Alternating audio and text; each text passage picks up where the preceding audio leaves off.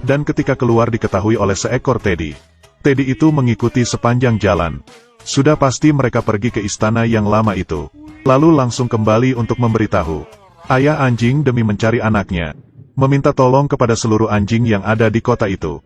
Dia ingin seluruh hewan membantunya mencari anaknya. Dan seluruh anjing yang ada di kota itu membantu memberikan informasi. Dari kota sampai ke pinggir kota. Dan sekarang Teddy yang sudah menemui jejak anjing-anjing itu kembali. Dia memberitahu info anjing-anjing itu ke semuanya. Lalu dirinya sendiri pergi untuk menolong mereka terlebih dahulu. Dan sangat cepat mereka memberitahu infonya sampai ke dalam kota.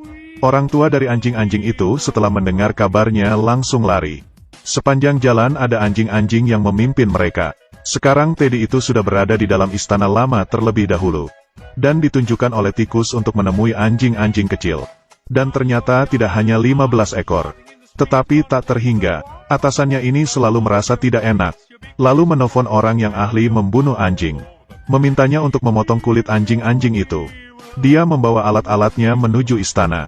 Dan sekarang Teddy sudah membawa anjing-anjing itu untuk keluar. Untuk menambah waktu mereka melarikan diri. Burung pelatuk mengetuk pintu. Kedua pencuri itu melihat tidak ada orang. Tetapi ketika ditutup kembali burung pelatuk itu kembali mengetuk pintunya. Dan membuat pencuri itu terasa bingung. Ketika mereka sudah mengetahui, anjing-anjing itu sudah lari. Saat itu juga atasannya membawa mobil ke sini. Dia melihat seluruh anjingnya lari dan merasa marah. Lalu membawa mobil mengikuti jejak kaki mereka. Di sini Anne melihat gambar perancang itu. Dan merasa yang mencuri anjing itu pasti atasannya. Lalu dengan suami bersama melaporkan kepada polisi. Polisi menemukan banyak kulit hewan yang berharga di tempatnya. Dan orang tua anjing sudah menemukan anak-anaknya.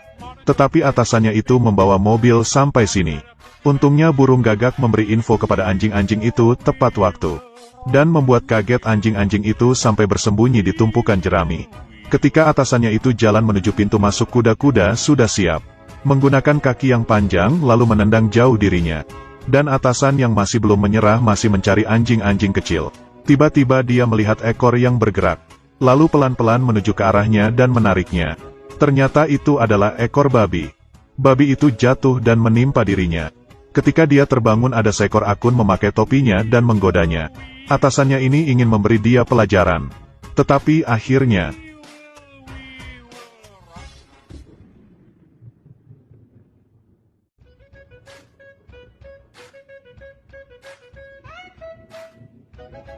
Kali ini dia sangat marah. Dia naik ke atas dan memarahi hewan-hewan itu. Lalu membuat kuda marah. Kuda itu pun meraung. Dan menggunakan kakinya menghentak lantai. Dengan sangat mudah melempar atasannya itu ke tempat kotoran babi. Saat ini polisi mulai berdatangan. Dan menangkap perempuan ini. Di mobil itu juga ada kedua pencuri dan pembunuh anjing itu. Mereka akan menerima hukuman. Anjing-anjing kecil itu mendapatkan pertolongan. Tetapi selain 15 anjing yang memiliki label nama, masih banyak lagi anjing kecil yang tidak memiliki majikan. Jika tidak ada orang yang adopsi mereka, mereka akan dietanasia. Akhirnya Anne dan Roger memutuskan untuk adopsi mereka semua. Akhirnya Roger menggunakan cerita anjing-anjing itu membuat sebuah game. Tidak disangka langsung dikontrak oleh perusahaan besar. Dan diberikan banyak uang. Tak lama kemudian mereka mempunyai anak sendiri. Dan mengganti rumah yang lebih besar. Mereka hidup bersama 101 anjing dan merasa bahagia semua. Mereka bisa menikah karena anjing. Dan juga karena anjing bisa mendapatkan inspirasi. Untuk merancang game baru dan membuat mereka semakin jaya. Anjing adalah hewan yang tidak bisa berbicara.